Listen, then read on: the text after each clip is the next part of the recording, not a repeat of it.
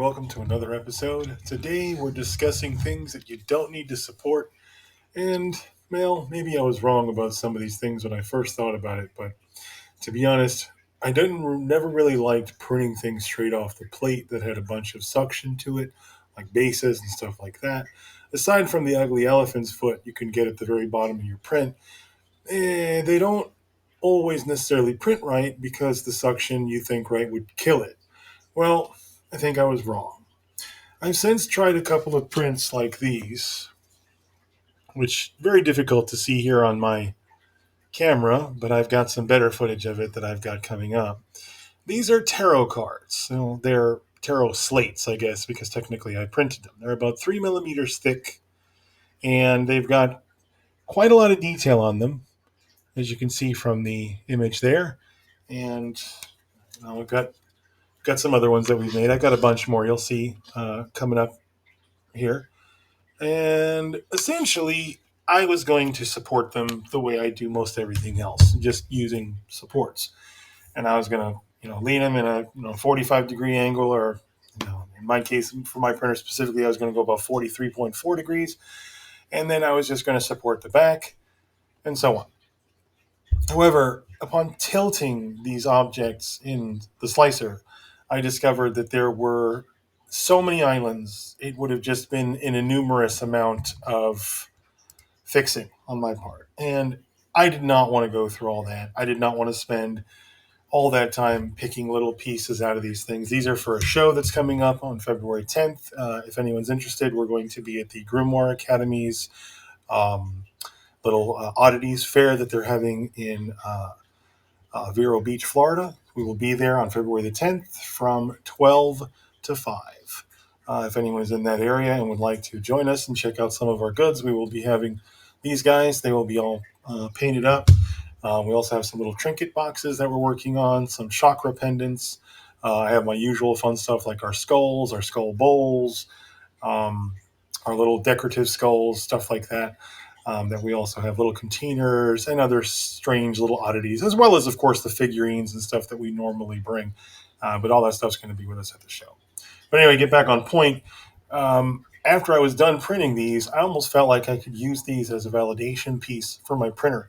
This would literally tell me if my printer was functioning properly because of all the little peaks and valleys in there. If this comes out good, not only is your build plate level, but your curing times are also pretty good.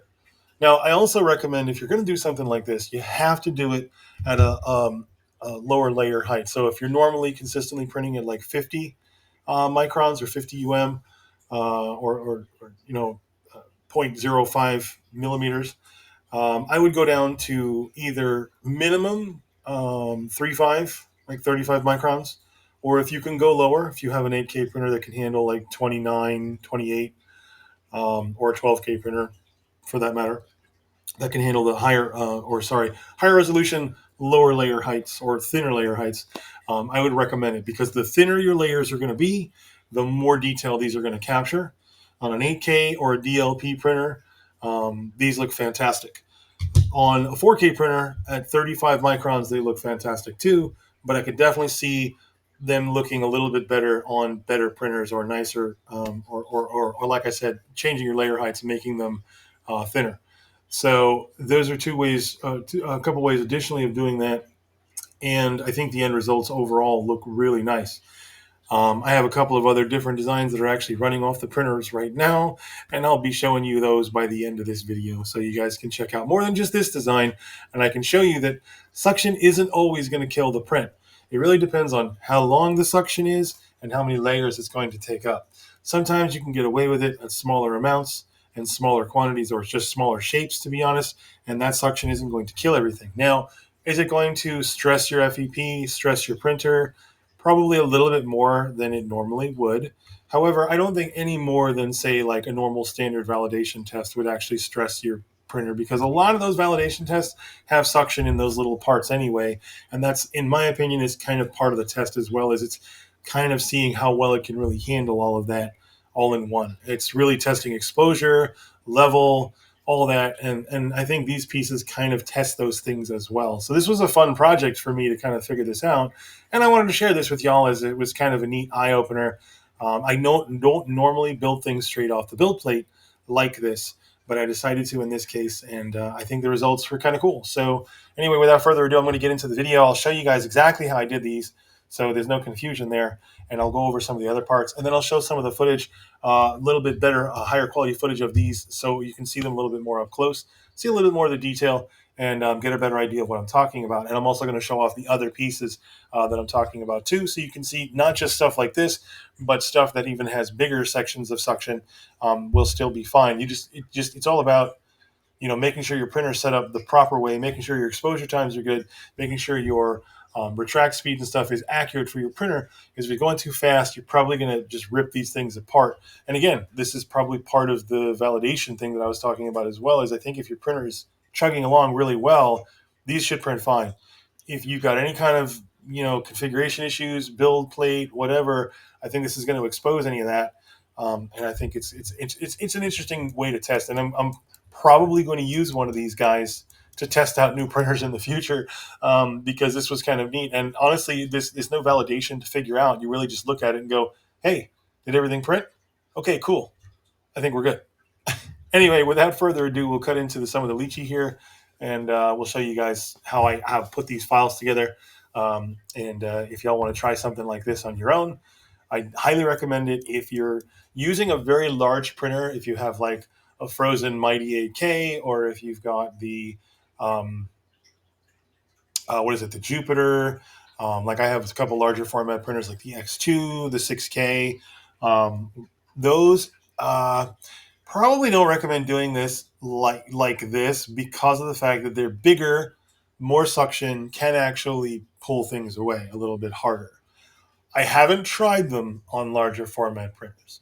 So if y'all want to see me try them on my larger format printer, I will. I'll even make it bigger to fill up more of the build plate, so it's a bit larger, and we'll see if that affects anything. And I mean, honestly, it's just going to be me cleaning a FEP, so it's no harm to you guys. But that might be something we see in the future. Let me know. Leave it in the comments below if it's something you guys want to see me try out. All right, let's get into it. All right, so here we are in Lychee, and again, we're taking a look at these files. Now, this isn't really going to be too exciting, because to be honest, I mean, there's nothing really to show you as far as supporting. But what I am going to show you is something that is the reason I did this. So when I first started looking at these files, my initial thought was to tilt them like I usually do, go about 45-degree angle or so. Then we're going to take them up off the plate like we usually do. We'll pop a raft on. And then I would go ahead and start by doing island checks just to see what I'm working with.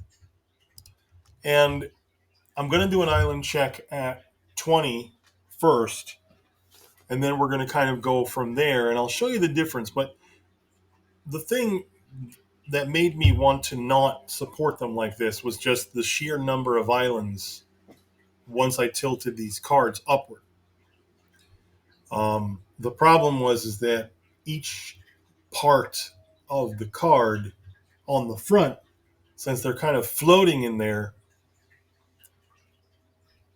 you can guess, it made a festival of islands, essentially, that just makes it very difficult to support it in such a way that you're not going to have to be, fixing damage or picking little tiny supports off of every little thing. Because that's what's going to wind up happening. Is you're going to wind up picking up supports off of every little thing. You're going to have these tiny little micro supports on everything.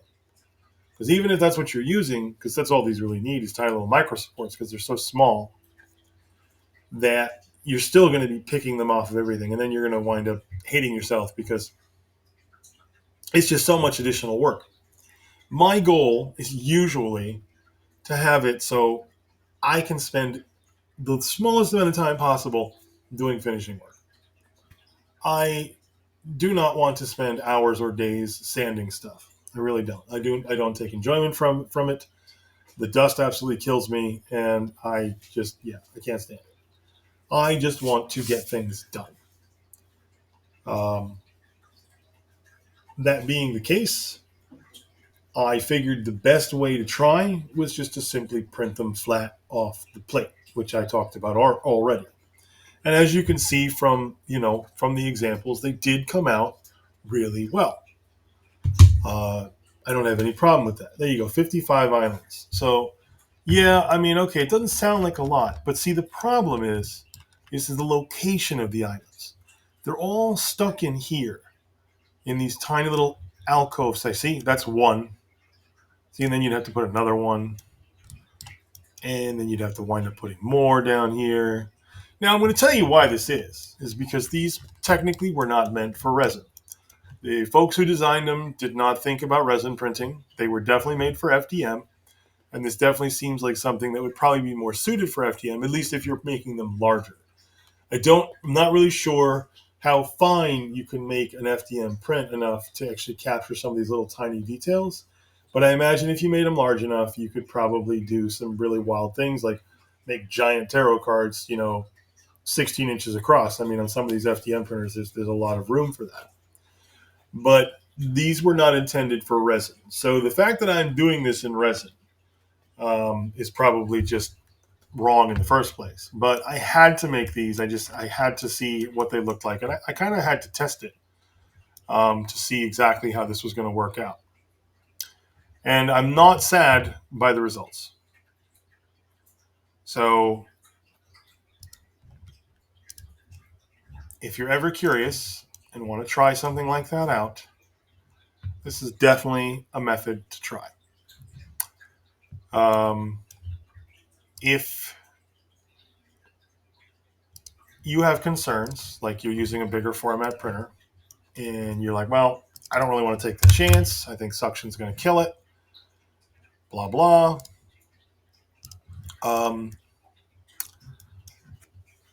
Try it first. I would say the only printer I would not recommend this on is something that's like bigger than 10 inches. Maybe, I don't know, you maybe will be able to go up to 11 inches. I think it also depends on how deep you're talking about. The cut-in area here is probably about 1 millimeter to 1.5 millimeters. And I don't think that's going to cause too much suction. Now, people will probably argue, and I can show you exactly where the suction is. You see, it's the amount of suction. That's what people would argue and say, oh, but it's too much because the whole card essentially is suctioning off the plate.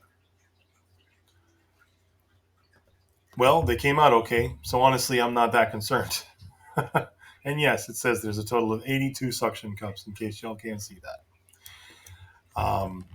And again, I did nothing to this. I just threw it on the plate and exported it. In fact, just like this would actually work just fine.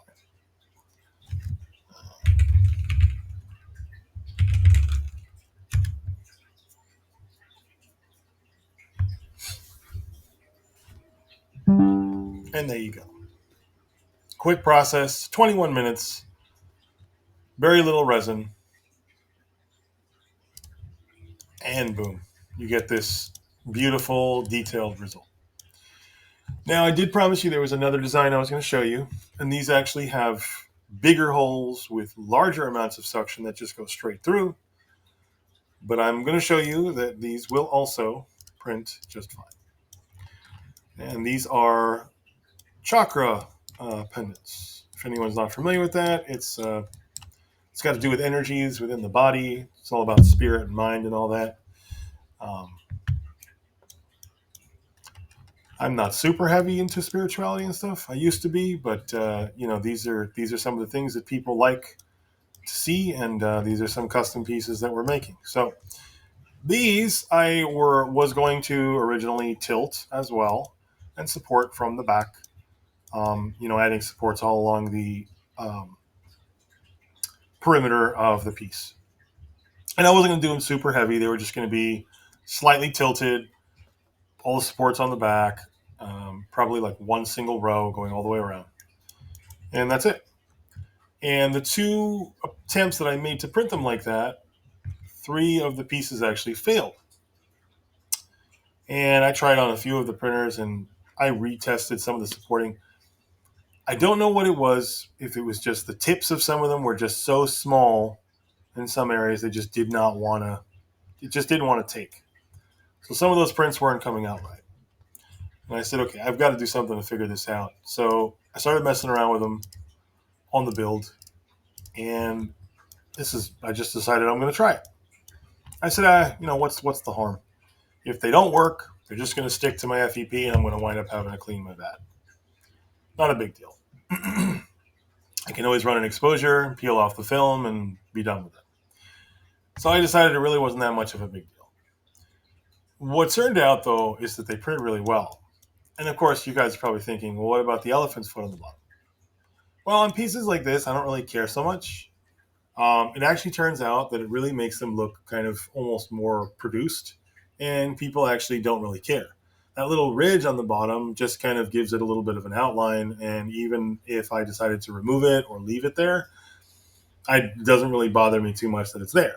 If anything, it kind of gives the bottom of the piece a little bit more of a flat, solid bottom, so you have like a little bit of an edge to all of your outline. Not necessarily a bad thing, especially on pieces that are this thin and also this, small.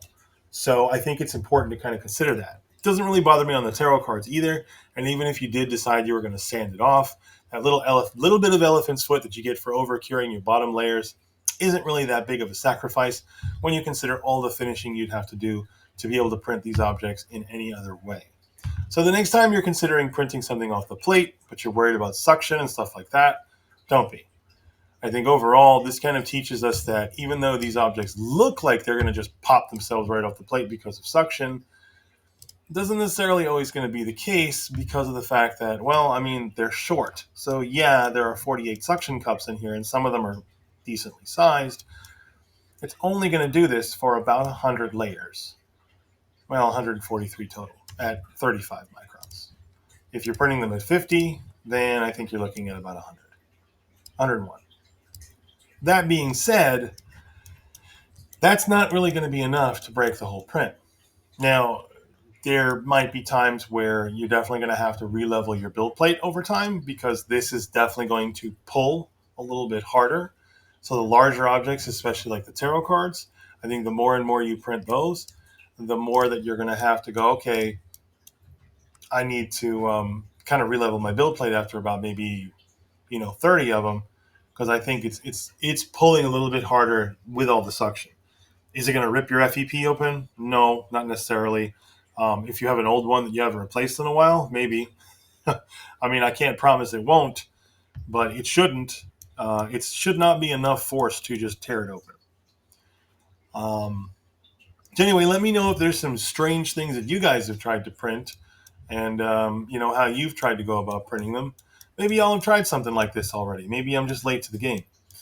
But anyway, leave your comments. Let us know what you think. I hope this idea might have helped some people solve some weird technical printing issues that they might be having. Because the next time you see something like this and you're thinking, man, I got to support all those islands, or this is going to be a hell to finish, I think consider this and consider this a method, because I think this might be a better way to do it. All right, so as you can see, these are some of the print examples that we have, showing off the ones that I showed in the beginning, but these are a little bit higher detail because this is a better camera. So you can see a bit more of what I'm actually trying to show there. Notice the back is very smooth. You can see that little ridge around the edge there a little bit, but the back is perfect. The front has got all the details there, nice and maintained. And, these are all cured. These are done. So that's about what you can expect there with this kind of print. There's a couple different examples. This shows some tighter details on this one. Now, again, you probably want to print these at 35 microns or lower. So you're getting, really thin layers. That's going to give you better results. Now, sure, it means more time pulling off with suction. For example, if you're doing these at 35 versus 50, you're adding more layers. But I think it's worth it for the quality. They look fantastic like this, so I wouldn't do them any differently. And I have confirmed, I have checked my VATs. There's no warping or tearing or anything like that going on there. Perfectly fine. I have printed these off of several of our printers. They have not caused any problems with any of them. I'm also going to show you the other footage here in a bit with the other emblems that we did, the chakras, so you can see how those came out as well. And then we'll finish this episode up. But yeah, these came out great. All right, so here's the chakra pendants. These came out good too. As you can see, there's you got all your details. Everything came out nice and flat and smooth. Pardon the hair. Um, Nothing else was damaged. I actually broke one removing it from the build plate, but that was my fault.